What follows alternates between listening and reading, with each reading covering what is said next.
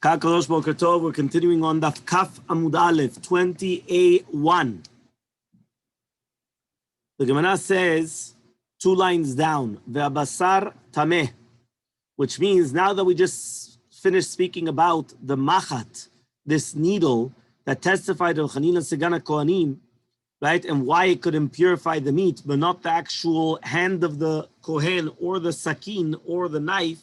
Now we're going to speak about the basar. So it says the Gemara, basar tameh. Hai basar ditkashar b'mai. This basar, how does it become huchshar, susceptible to receive tumah? In menema ditkashar b'dam, if you're going to tell me that it became susceptible to receive tumah through the blood, v'hamar Rav Chia bar Abba Rabbi Yochanan. Says Rav Chia bar Abba, the name of Rabbi Yochanan. Minay ledam kodshim she'eno machshir.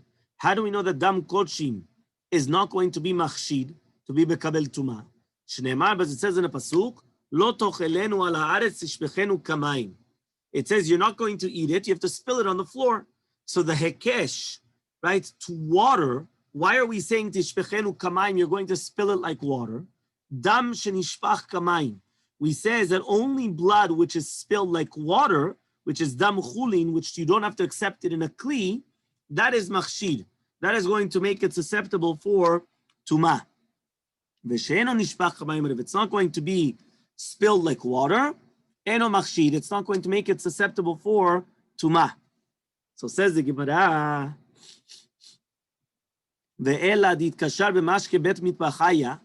he says, what about when it's going to be mukhshar, which means it's going to become susceptible for tumah with the liquid of the bet mitbachayim, which is water that they come and they actually wash it this way.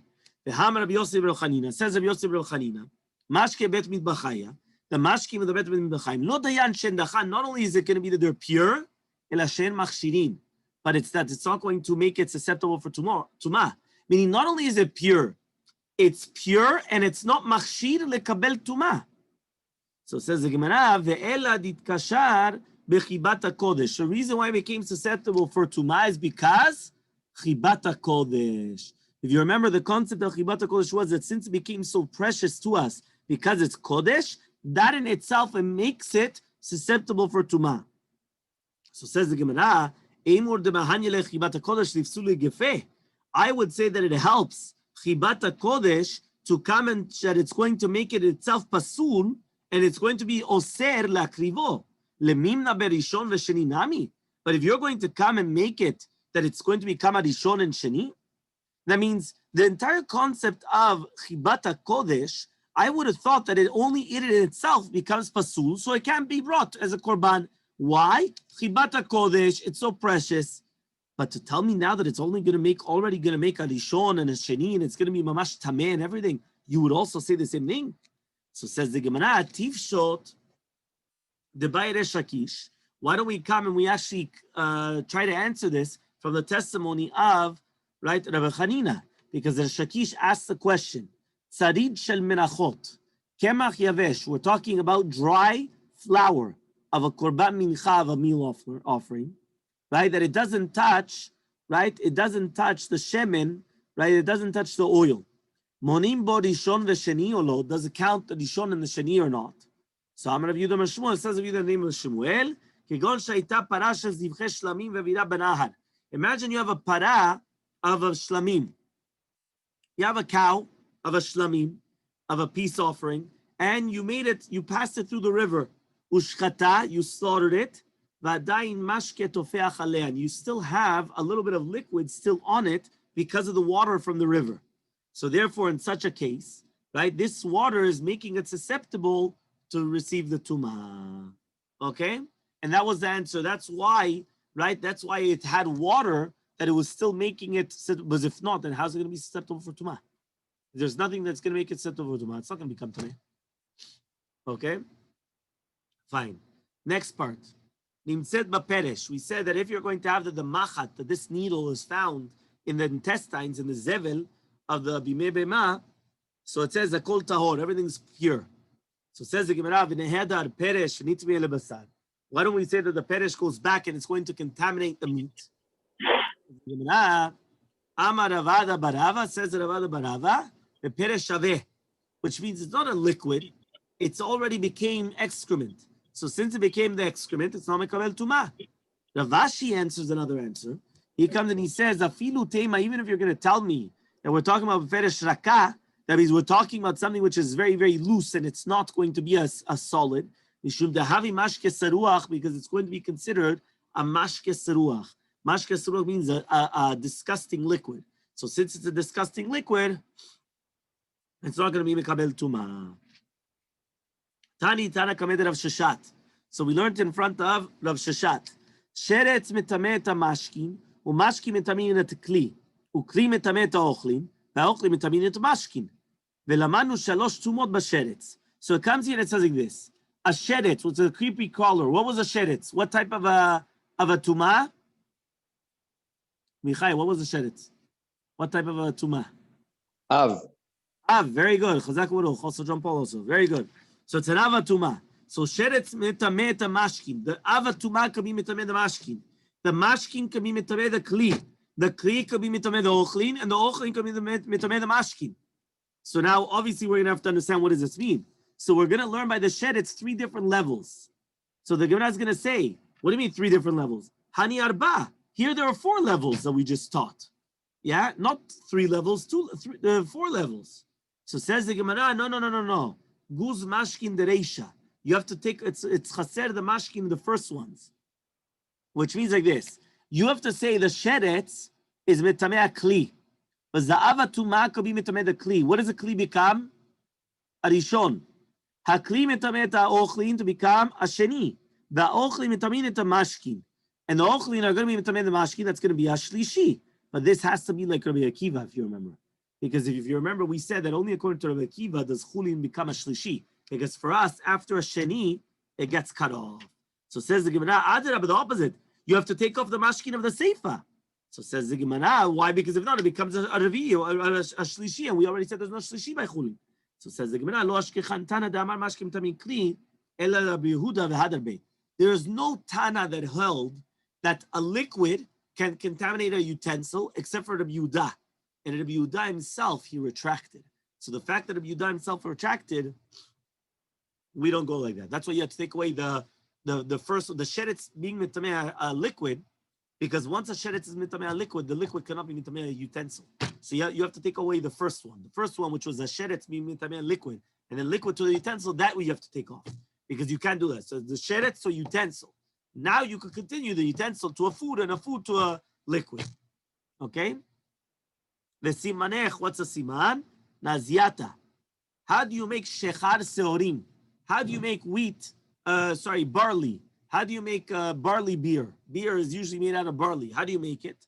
So he says, first you come, you bring the utensil, then you put the barley, and then you come and you put the water. So that's the exact same of the tumat sheretz. You have 3 different levels. You first have the utensil, the keli, then the ochlim, which is the seorim, like the barley, the food, and then you have the liquids, which is the water. Tanan hatam, we learned over there. Sheretz shenitma nimtza betanur. If you have a creepy crawler that's found in a tanur, in an oven, okay, and it doesn't touch the bread inside of it becomes a shniya. Why? Because the tanur becomes a rishon. So if the tanur is a rishon, the bread inside of it is a sheni. Meaning like this, if the creepy crawler would have touched directly to the bread, so then the bread would have been a rishon. But since it didn't, and it's only inside the oven, and the oven becomes a rishon, so now the bread becomes a sheni. So Amale Ravada Barava Lerava says Ravada Barava to Rava, Venichzilai Tanur Keman de Male Tuma Dami, Veteave Aipat Rishona. Why don't we just look that the entire avir is full of the Tumah of the Sheretz, and then the bread will become an automatic a rishon, not a sheni. So Amale, so he answers him to Ravada Barava, Lo Tzargad, you're not going to say that. Today was going to the Braita. Yachol you kolokelim. I would have thought that any utensil is going to become tameh from the avir, from the airspace of a kli cheres. Okay? Kaf amubet, 20b. Tamulomar comes to teach you, kol asher betocho yitma. Anything which is inside of it is going to become tameh. So we have right by it another thing, kol ha'ochel metameh, yeah, me'avir mikli cheres. Only food becomes tameh from avir kli cheres. Ve'en kol ha'kelim metamim. But not the utensils become tamim from the avir of the kli cheres. Okay? Fine. Rav Chasta. So Rav Chasta comes and Rami Pischa Pischa. He asks a contradiction to do with burning the Trumat Chametz on Erev Pesach, right? Which is brought in our Mishnah. And another one, right? Which is basically that we just brought down in the Braita. So Mishani, so he answered, Miyama Rabbi Yoshua Shten Kachat. Did Rabbi Yoshua actually come and say that you could burn together on Erev Pesach, right? The Truma together, the Truma Vadai and Truma, right? For sure? No. Right? It says, meaning we have a contradiction. Amar Rabbi Yosef, says Rabbi Yosef, Ena nidon domeh l'raya. It's not, the case is not compared, which means the concept of burning Trumat Chametz on Erev Pesach, that you're allowed to burn the Trumat Chametz, Tehorah, with Tmeah, it's not domeh to the proof that you're bringing. Keshidu Rabotenu, when the rabbis came, whether it's Tzemchanim, Nesagana, Kohanim, and Rabbi Akiva, when they came, and they actually testified, Al Maheidu, what did they testify? On basar shenitma bivlada tuma, shesofin oto basar shenitma be'ava tuma. Meat that was tameh with a vlada tuma, with a rishon, with meat which was tameh from an avatuma, shezet tameh, which both of them are tameh. Ve'ima la shemen, or on shemen, which became pasul through a tvul yon shmalikin, oto bener shenitma b'tameh met, shezet pasul v'zet tameh. The one is pasul, one is tameh. Af anu modim b'truma. So too we're going to admit by truma shenitma bivlada tuma. You're going to burn it with truma, which is going to be contaminated with another truma. Aval, but how are you going to burn even truma teluya, which means that I have a doubt on it? How do you burn that with tumeah? Shema yavo Eliyahu, maybe Eliyahu Navi is going to come and he's going to purify it. Meshani, so we answered, how to be Shimon ve'aliba de Rabbi Yoshua, how to be Yosef ve'aliba de Rabbi Yoshua. One of them is Rabbi Shimon, according to the Shita of Rabbi Yoshua, and one of them is Rabbi Yosef, according to the Shita of Rabbi Yoshua. The Tanya was we learned in a Braita. Arba'a Asar Shechal Yot b'Shabbat. When we have the 14th of Nisan that falls on Shabbat, V'adin et hakol milifnei Shabbat. We're going to do Biur Chametz before the Shabbat. The Surfin. So again, this is actually going to come out on this year. This year, the 14th comes out on Shabbat. So when do you burn everything? Before Shabbat. The Sorfin Trumot Tehorot. Here you are going to burn the Trumot Tehorot and Tehorot. These are the words that Rabbi mean. Rabbi Yosef says, Tehorah b'fnei atzma, Tehorah b'fnei atzma, we have each one on its own. Meaning you cannot burn the Trumat Tehorah with Tuliyah or Tmeah, but then you're going to contaminate the Torah. Amar Rabbi Shimon, says Rabbi Shimon, La nechleku Rabbi Eliezer v'Yeshua la Torah v'al Tmeah, she'en Sorfin. Right? For sure, Rabbi Eliezer and Rabbi Yeshua were not arguing on Torah and Tmeah that you don't burn them together. That's for sure. Ve'la Torah also shesorfim, right? That you could burn them together on Tzluyah, because Tzluyah is a doubt whether it's Tameh or not. So what's the machloka then? Al Tzluyah ve'Tmeah. When it's Tameh and it's Tzluyah. He says, Rabbi Eliezer omer tisrof ze b'tzibuz. According to Rabbi Eliezer, you have to burn them separately. According to Rabbi Yeshua, you burn them together. So you see from here that according to Rabbi Yosef, everybody agrees you're not allowed to burn chametz tzluyah with tmeah, right? And according to Rabbi Shimon, Rabbi Yeshua does matir. So therefore, what happens is that now we just answered up the stira, right, that we asked in Rabbi Yeshua, because this is actually a machloket tanaim. What is his shita? So says the Gemara, "V'matniti Rabbi Yosef." Says, yeah, but our Mishnah is Rabbi Yosef, because we said Amar Rabbi Yosef en amina midah umodim Rabbi Eliezer Rabbi Yeshua. So therefore, you cannot come and say that we are going in Shitat Rabbi Shimon according to Rabbi Yeshua. We were going to Rabbi Yosef and Rabbi Yeshua. Right? But again, Rabbi Yosef was the one that came and he said in Shitat Rabbi Yeshua that you're not allowed to. So it says, Hachi Kamar. This is what it means to say. Rabbi Yosef let Rabbi Meir. This is what Rabbi Yosef said to Rabbi Meir. Even according to Rabbi Shimon, according to Rabbi Yeshua, that he's lenient. When was he lenient? Only in Trumat Ruya with Tmeah, but not Tehorah and Tmeah. That no. Okay? That no. Fine. Another contradiction. Rabbi Yosef Bar Chanina Rami Truma Pischa. Rabbi Yosef Bar Chanina asked a contradiction between Truma and the Pesach, and Erev Pesach. Umeshani, so he answered, Miyama Rabbi Yoshua, does Rabbi Yoshua say, Shtehen kachad, you're allowed to burn Trumat Chametz Tzuliyah with Tmeah together? Or meaning we have a contradiction, Chavit shel Truma shel Lo Safek Tuma, when you have a barrel of Truma that now has Safek Tuma, Rabbi Eliezer says, Ima ita munacha b'makom ha'turpa, if it's going to be in a place which is not safeguarded, yanichenu b'makom ha'mutzna, place it in a place which is going to be hidden, right? Ve'ima ita meguleh, if it was revealed, Yechasena, cover it. Rabbi Yoshua says, if it was in a hidden place, put it in a revealed place. If it's in a hidden place, if it was covered, reveal it. Why? Because he says that only a grama is permitted. Meaning you're only allowed to cause it to become tameh. But not be a daim, but not that you or yourself, you're allowed to come and put them together and then contaminate it with your hands. So he answered, how to be Shimon liber Yeshua, how to be Yosef liber Yeshua. Each one was a different opinion in Shitat Rabbi Yoshua. So therefore you can't really ask any questions because there's two different opinions in Shitat Rabbi Yoshua. Okay? Another contradiction. Rabbi Elazar, Rami Truma, Truma. Rabbi Elazar asks a contradiction between the two different concepts of Truma in Rabbi Yoshua. Umeshani, so he answered like this. Does Rabbi Yoshua say only a grama is permitted, but not be a daim? No. Urminu, we have a contradiction. Imagine right now you have a chavit of Truma, right? A barrel of Truma that breaks in the upper part of the gut of the wine press. And on the bottom you have chulin, which is tameh. Moder Rabbi Eliezer and Yeshua. Rabbi Eliezer and Yeshua both agree. If you could save a revi'it, betara, yatzil, save it. If not, Rabbi Eliezer says, go down, right? Just basically just let it go down. And then it's going to become tameh. But you're not going to do it yourself, right? But you're not going to accept it with a kli tameh. We already had this case, if you remember. You're not allowed to accept it with a kli tameh. Rabbi Yoshua says, no, you're tameh biyad. You're allowed to come in and you accept it with a kli tameh. Right? Why? Because there's no isur of tuma biyadayim, because anyway, it's going libud. Anyway, it's going to go libud. It's going to go to waste. Okay? Umeshani, so we answered over there, shane hatam, it's different over there. Dika said chulin. Remember, chulin tameim, you're allowed to eat. If you're not a kohen, you're allowed to eat chulin tameim. Chulin tameh, okay, you're allowed to eat tameh food. There's no problem. Truma that becomes tameh, you have to burn.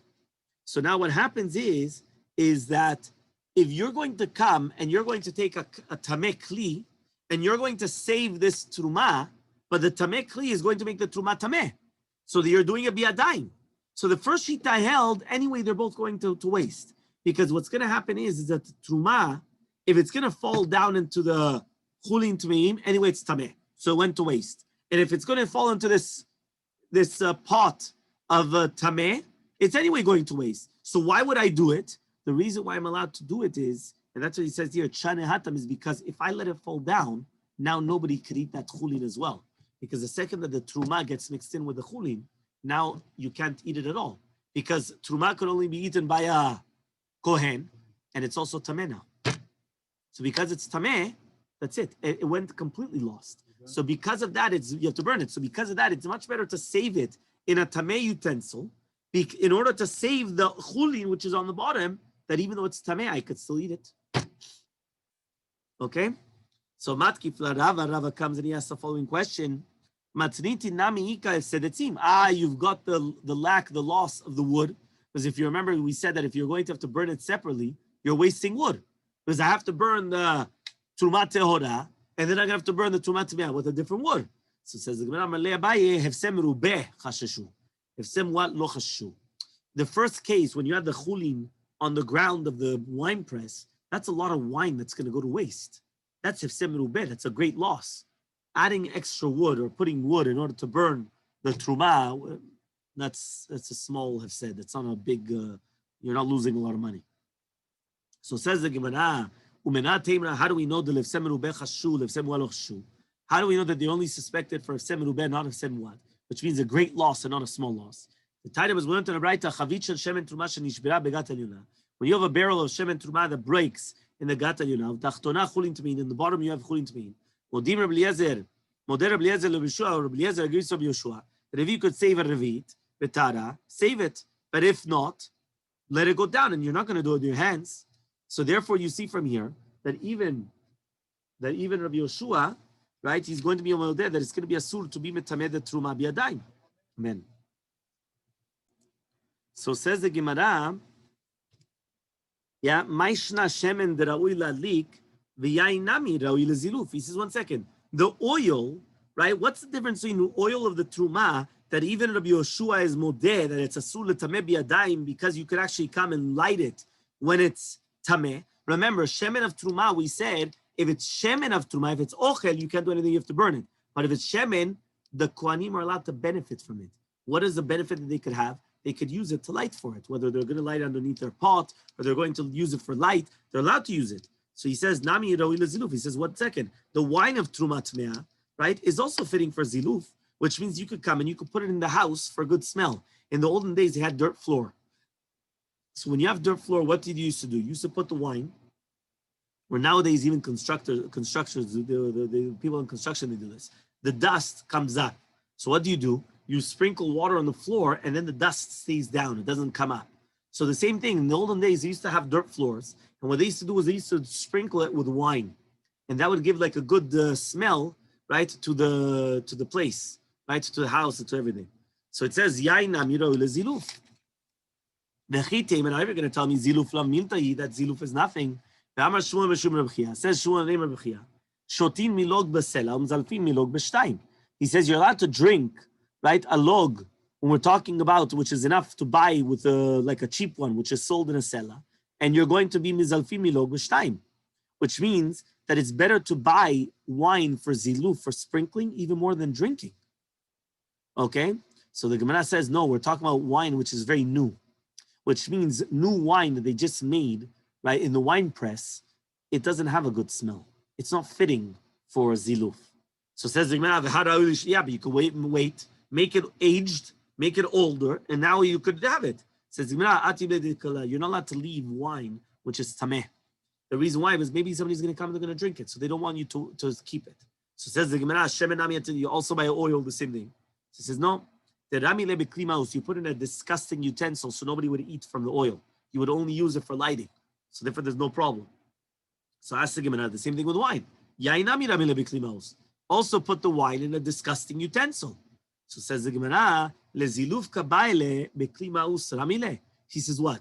He wants to put it right on the floor for a good smell. He's going to put it in a disgusting utensil. It defeats the purpose. It goes the exact opposite. You understand? The oil, you don't care if it's a disgusting utensil or not. You're using it for lighting. So you don't care how you're doing it. But here, if you're going to come and do this, it's disgusting. What? You're going to put the wine in a disgusting utensil, then you're going to put it on the floor for good smell? Doesn't make sense. So the takala tzma tanai. But you should know, even the concept of takala is also machloket tanai. The Tanya was learned in a Braita. Chavit shel yain shel truma shenitmet. When you have a barrel of wine of truma that becomes tameh, Bet Shammai says tishapech, right? Chaval, you have to throw it out in one shot. Bet Hillel says no, do ziluf. Amar b'Shem Rabbi Yosei ani achriya basadeh tishapech chaval. If it's going to be in the field, that anyway you don't do ziluf there, spill it out in one shot. Okay, but if it's going to be in the house, you could do ziluf. So why? Because again, the entire question is, do we suspect for that, is it going to come to a takala or not? Are we going to suspect that maybe somebody's going to come and drink it or not? So according to Bet Hillel, it says, right, Bet Hillel said no. Right, Bet Shammai says yes. Says the Bishwan Rabbi Yosei, I'm going to make a achra. I'm going to make a shara, like a compromise in between. I'm going to say it all depends where it happened. If it was in the field, spill it out. If it was in the house, you could have do ziluf. So Yikadamri, some people say, Bechadash, if it's going to be new, spill it out. Because anyway, you can't do ziluf. If it's going to be old, you can do ziluf. So Amrulo, so they told him, Kaf Aleph Amud Aleph, 21a. En achraat shlishim achraat. The achraat, which is that shlishit, is not machriya between the two previous ones. It's a new svara. So therefore, it's not machriya, which means like this. When do we say that there's a machriya? Machriya means is if I'm going to take one opinion on the left side of the spectrum, one opinion on the right side of the spectrum, and I'm going to say, you know what? I'm going to make a compromise in the middle. However, though, says the Gemara, if you're going to come and say a third shita, that's not a achra. When I say machriya, that he's going to come and he's going to make a decisive decision, and all of a sudden now he's going to say, this is halacha, you don't do it if it's a third opinion. It's only if it's in between the two that you could do those things, but not in between. So then obviously he's going to come and he's going to bring down the entire concept of Rabbi Chanina, the entire machloket. Okay? And we continue B'ezrat Hashem tomorrow.